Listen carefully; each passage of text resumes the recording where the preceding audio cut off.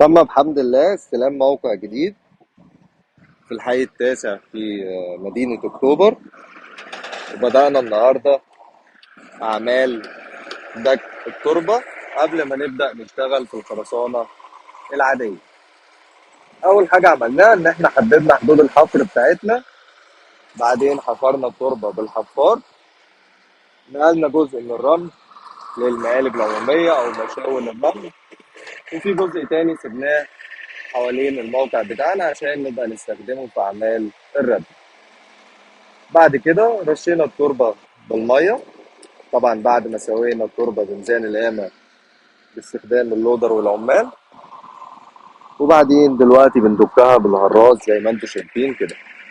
الدكاك ده او الهراس ده وزنه 25 طن. طبعا دي تعتبر اهم خطوة في المبنى اللي هي دك التربة، علشان ما يحصلش هبوط في الاساسات بعد كده نتيجة احمال المبنى.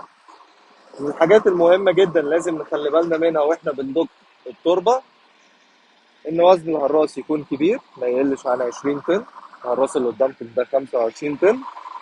تاني حاجة ان الهراس يشغل الهزاز او الدكاك اللي فيه، علشان الاهتزازات دي او الضربات دي هي اللي بتخلي التربة تهبط او تجيب اخرها في الهبوط.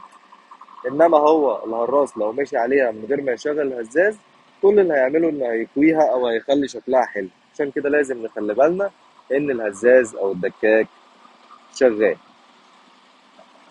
زي ما انتم شايفين كده، ده صوت الهزاز او صوت الدكاك.